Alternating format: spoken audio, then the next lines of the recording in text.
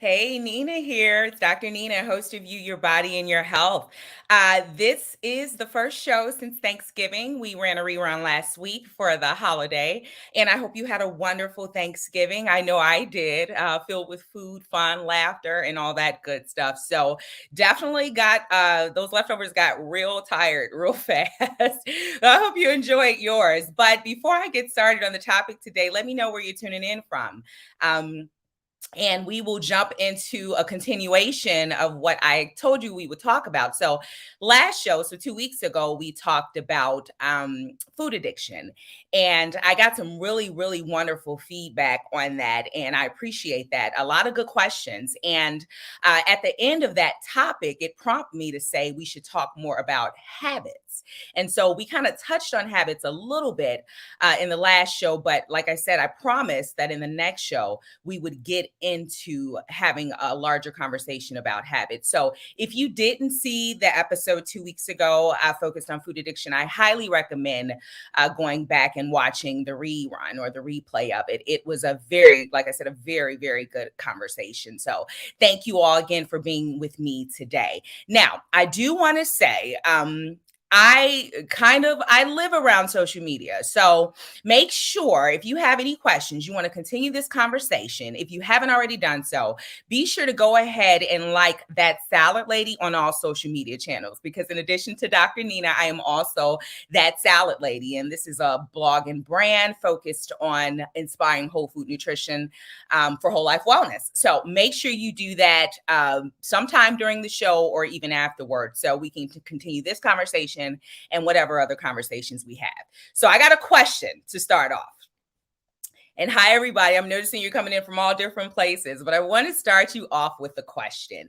And I want you to give me kind of a hand raise and let me know, how many of you all have already set New Year's resolutions? Have you decided, and I'm using the word decided for a reason, what your 2022 New Year's resolutions will be? Go ahead and put that in a comments box. I know that everyone has something, even if it's little, even if it's a little tiny resolution. I'm sure you all have those. My personal resolution for 2020 is to spend more time with my boys. We get busy, we get things going on, and it's easy to kind of lose sight of your family. And your family comes before any job and anything else you do, whoever that family may be. So that is my personal goal. And I ask that question as you put those comments in. Do you have a New Year's resolution? Do you have a plan? Do you actually have a plan for successfully achieving your resolutions? And this is a very important question, because it's going to go into our topic. As you answer that question, I just want to tell you, there's a reason why I went ahead and asked those questions in the first place. But the truth is, over 90% of people will fail. So that's 90% of us will fail at these New Year's resolutions past the second week of February. And I'm seeing some good feedback on this already. I think you all know where I'm going with your answers to this question. And Tamara, I'm looking at your no resolutions, only goals. I know you know where I'm going with this. Because the truth is, you're absolutely right. The no resolutions only goes, because really resolutions are practically meaningless if we don't have the habits needed to help you stick with them. Period. And so that's what we're going to focus on in today's show, developing better habits. Now, I want to reiterate that this show is focused on improving health span. And that is the number of years within our lifespan. So health span is the number of years within our lifespan. So the years we live, that we are healthy for the most part. And there's no denying at all that poor lifestyle choices, bad habits, I should say that a different way. Bad habits undeniably drive poor lifestyle choices. And the day-to-day lifestyle choices we make are what really influence our health. It could make or break, these habits can make or break our health. So I really want you to think about that as we go into the successful aging segment, which I have at the last 5 minutes of every show for those of you who may be new to the show, because we're going to talk about choosing to live better. And I use those words strategically, choosing to live better. So let's talk about lifestyle choices a little bit more. And be sure to use that comments box religiously and ask me questions as we go, because this is going to be a very, very good conversation on habits. But I want to start by talking about lifestyle choices. Can you all tell me what you think lifestyle choices mean? Like, what do I mean?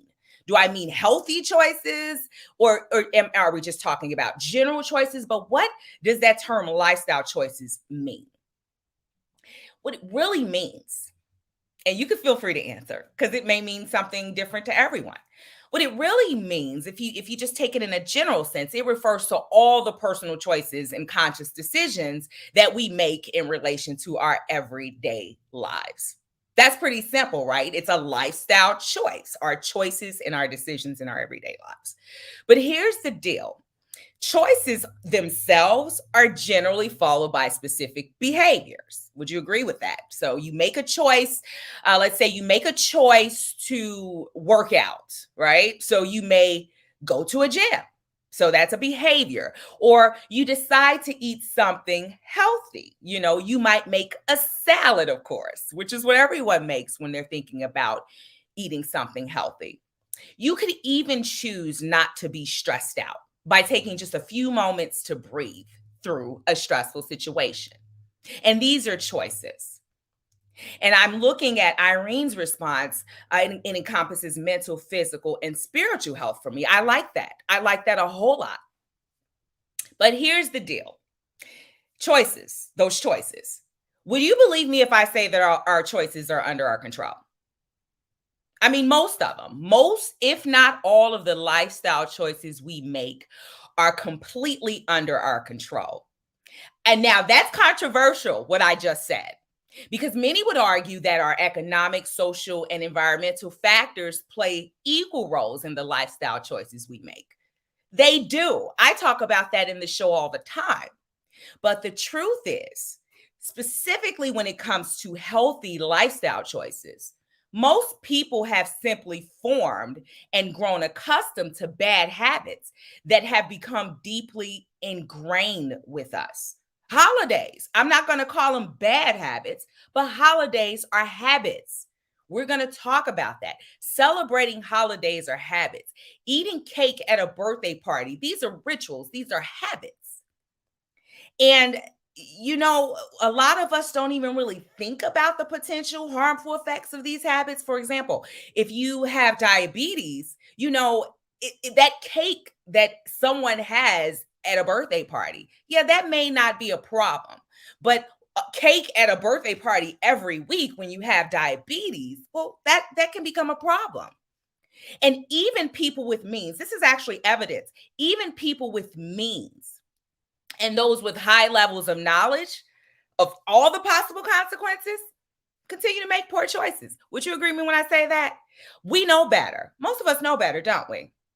But for whatever reason, we decide to make poor choices. And the fact of the matter is, these are not just poor choices, they're habits. And the truth is, habits are difficult to break. Can I get an amen on that? Habits are difficult to break. And we know this. I can tell you this being a health coach and mainly working with people to break bad habits.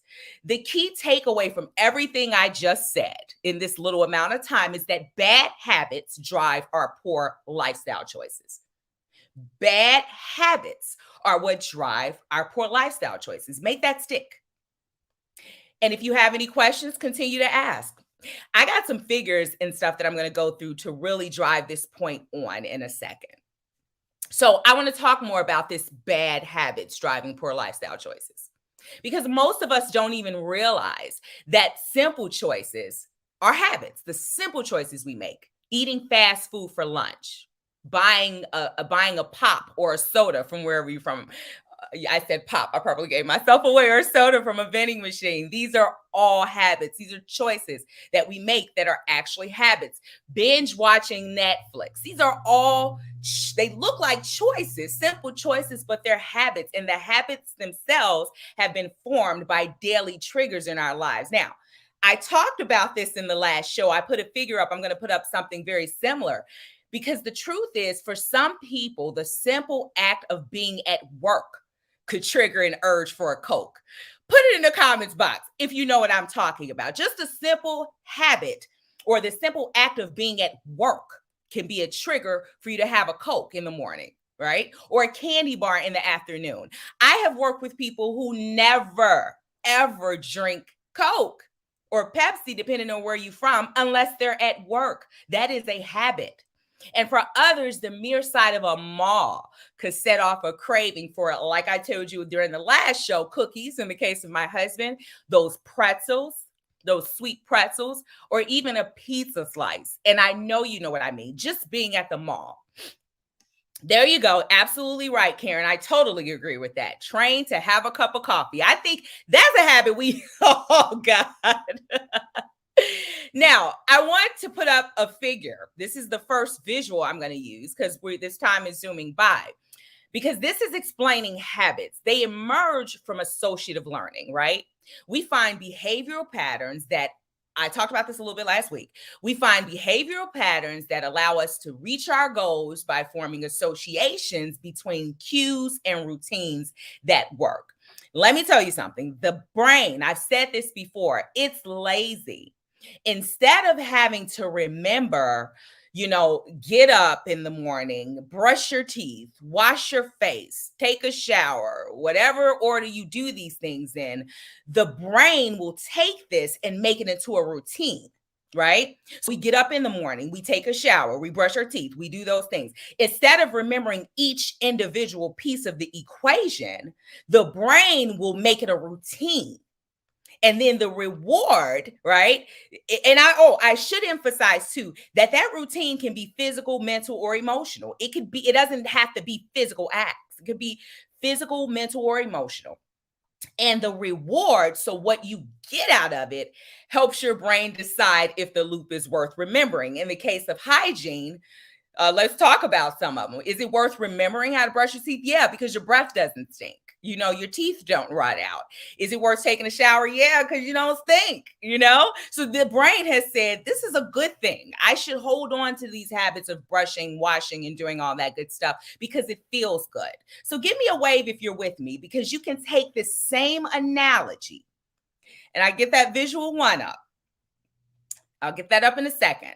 You could take that same analogy, that same example of the routine, and bring it back to the movie theater popcorn example that I gave you before. I gave that example 2 weeks ago. I'll go through it again. Consider movie theater popcorn, which isn't healthy.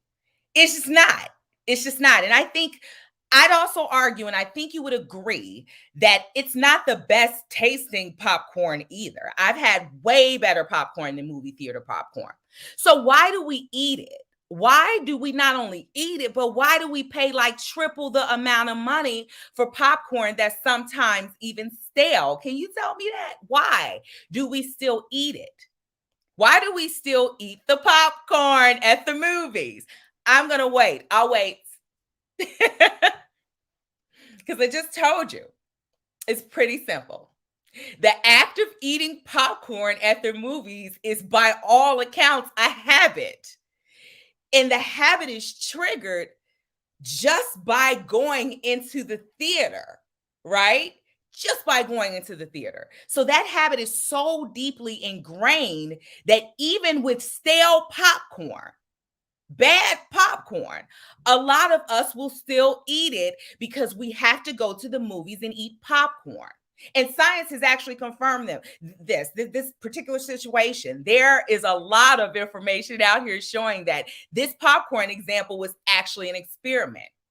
Now, obviously, a bucket of popcorn at the movies, it won't hurt. It's not going to hurt to get popcorn. But it's important to understand that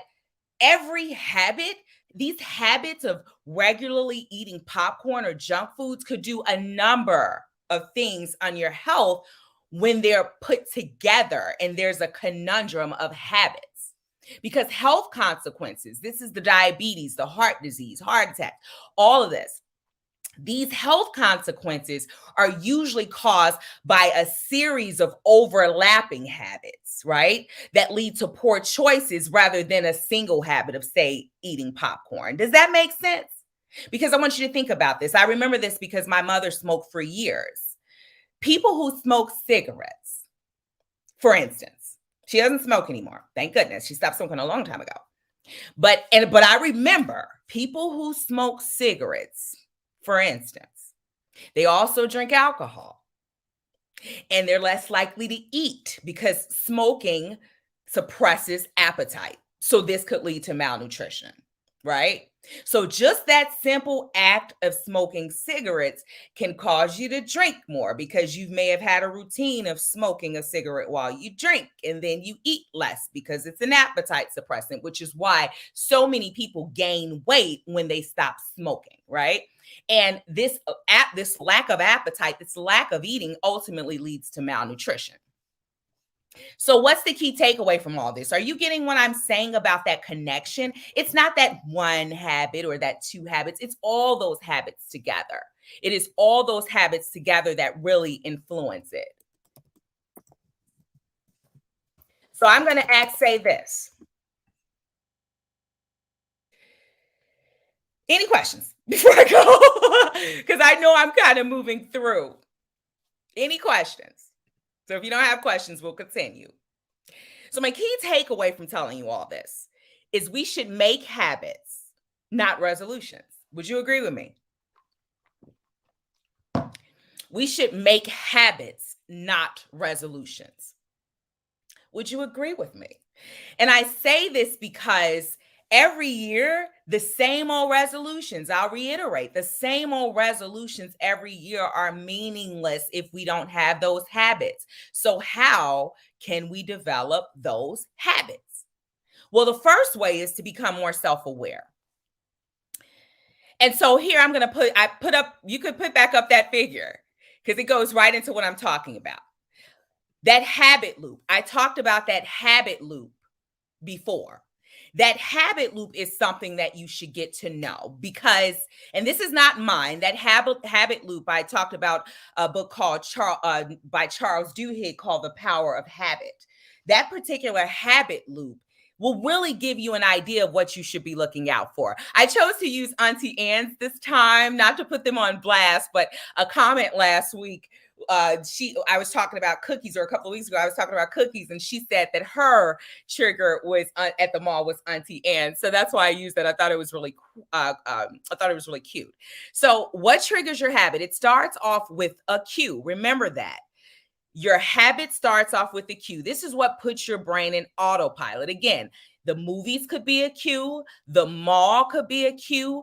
And in this case, it's a cue for Auntie Anne. So the trigger is the mall. The Auntie Anne's is the cue.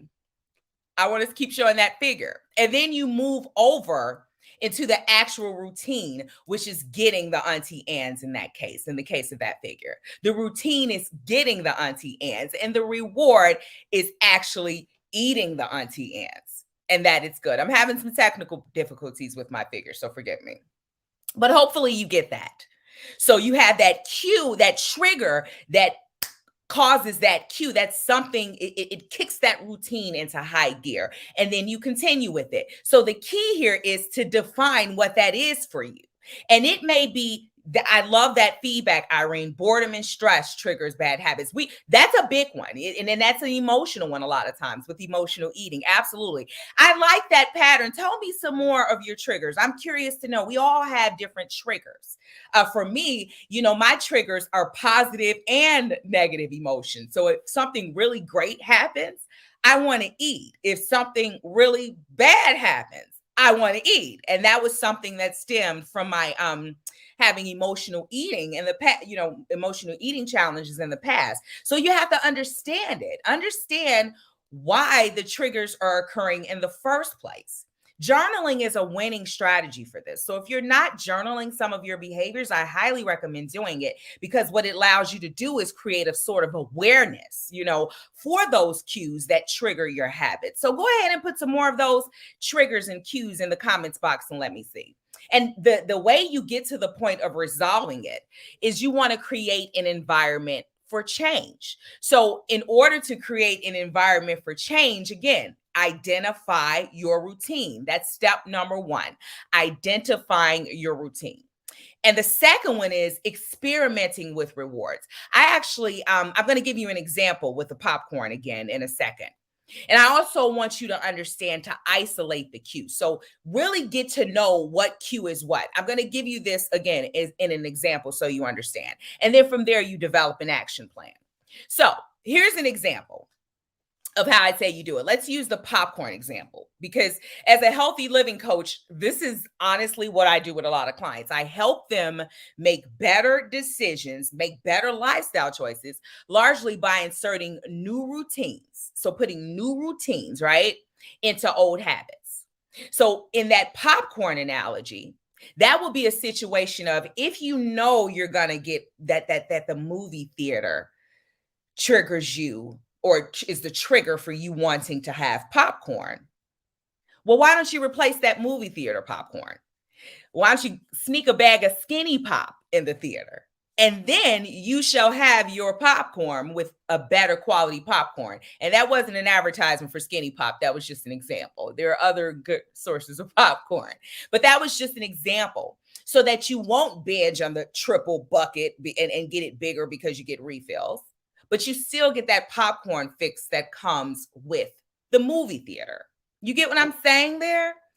And Karen says, I want to highlight that question. Can't really pinpoint cue for sugar and craving habits. That's a great, that's actually a case for journaling, Karen.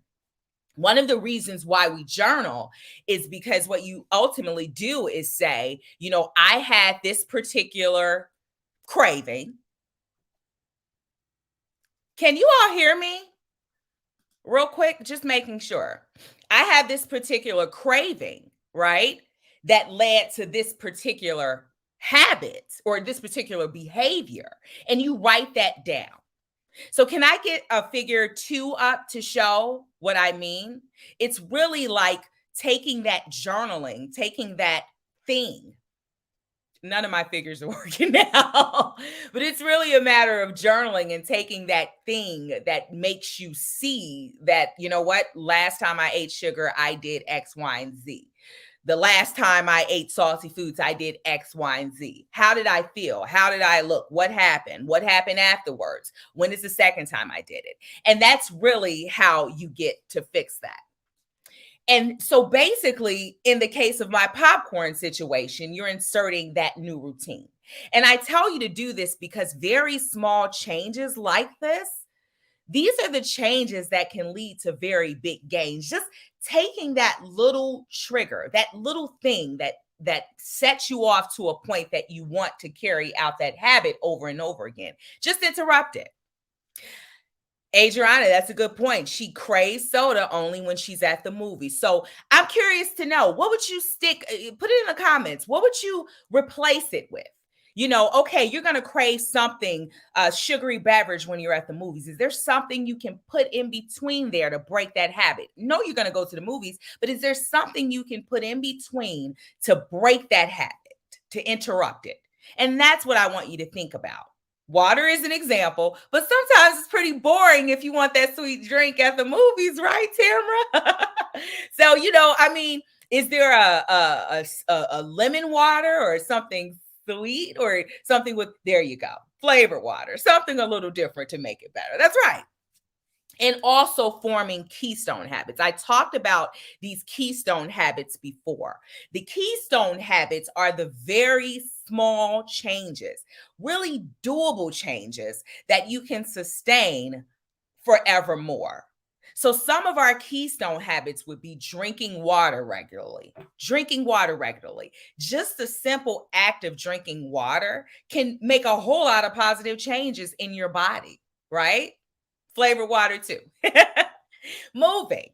Just the simple act of moving more can do a ton for your body from the standpoint of disease prevention, disease management, and just overall good health, weight management, just the simple act of moving. But you don't go and say, I'm going to run a marathon. That wouldn't be a keystone behavior.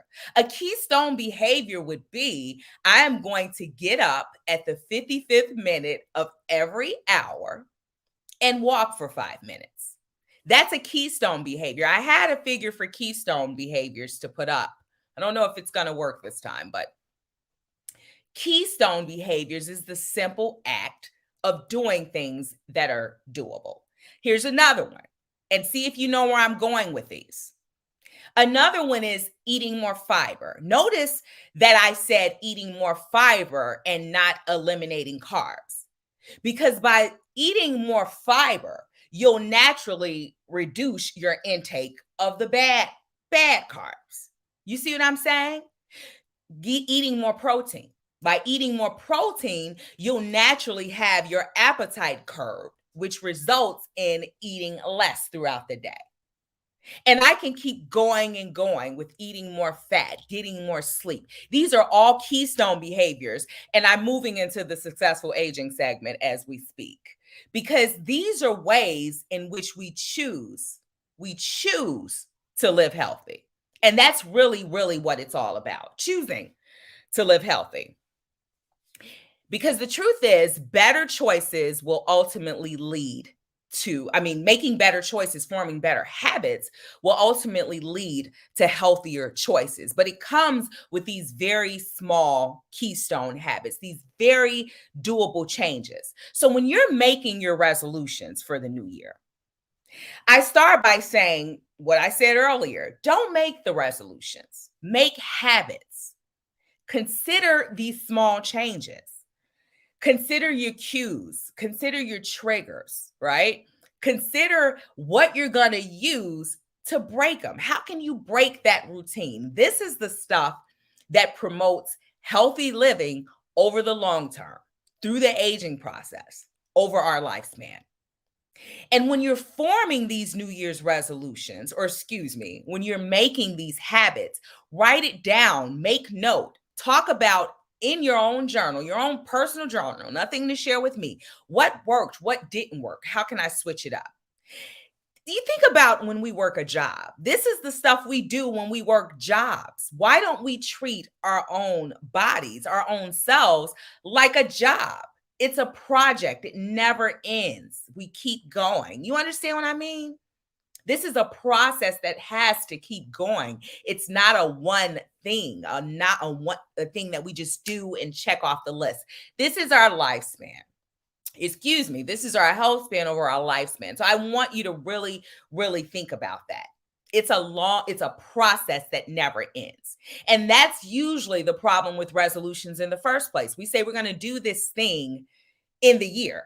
And then the year end, and what happens? You know what? Setting a New Year's resolution is almost a habit in and of itself. You get in a habit of setting a New Year resolution at the end of the year. By February, you drop it. By June, you say, forget it, it's summer. By October, you start thinking about it again. And then you get anxious, and then you start. If you think about that, when do we break it? When do we break the loop? Break that habit loop. And it starts today. It starts today by implementing just a few habits and understanding that every little thing you do can lead to something big. Think about that for a lot of people I hear saying no more carbs in 2022. How about you just say, I'm going to be mindful of my carbs? Doesn't that sound a lot better than no more carbs in 2022? Doesn't that sound more doable? Be more objective. I'm going to eat 3 servings of carbs or 5 servings of carbs. I'm going to limit my intake to 5 servings. Doesn't that sound doable? Instead of saying, I'm never eating carbs again. These are the doable changes. If you want, to go into a vegan lifestyle, just tell yourself, I'm going to make an effort to eat less meat. It does, doesn't it? It sounds a lot more positive. Just make the decision to focus on doing what you can do and not something big and lofty. Because again, we want this to be a successful process. Karen asks, did your intermittent fasting develop from Keystone Habits?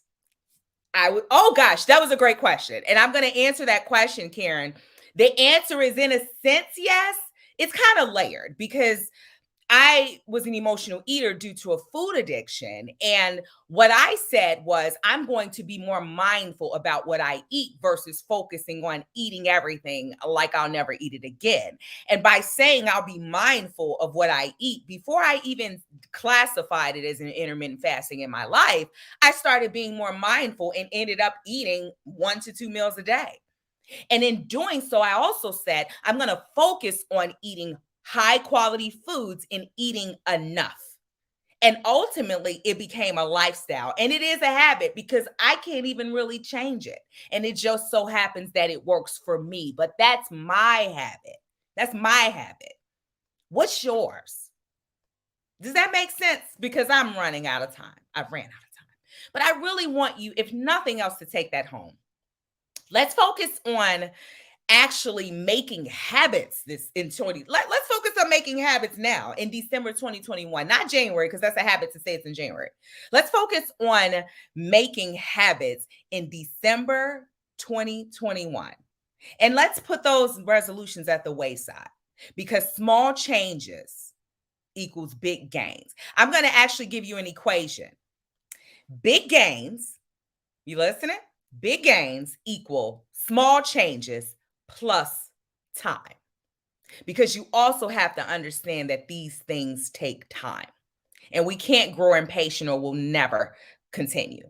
So I hope that helps. And I'm sorry for my visual difficulties. We'll show those in another show. They were actually very good visuals. So as always, be sure to visit thatsaladlady.com for plenty of salad inspired recipes and healthy eating tips to help you build your bowl and your life. And don't forget to subscribe and download your healthy eating guide while you're there. It's totally free. Also, be sure to regularly visit me on social media between TikTok, Instagram, Facebook, Twitter, Pinterest. We're on all social media channels because, again, it's all about building your bowl in your life. And that kind of information is here. I should also let you all know, because many of you have asked in every which way, I am having an intermittent fasting webinar series coming out in January, as well as a healthy eating and living webinar series coming out in January. So if you haven't subscribed to the mailing list at thatsaladlady.com, be sure to subscribe for those so you don't miss a thing, because those will be announced first to subscribers. Once again, thank you so much. Thank you all. I see your comments there, and thank you. You have a wonderful weekend as well. And I will see you next week. Take care.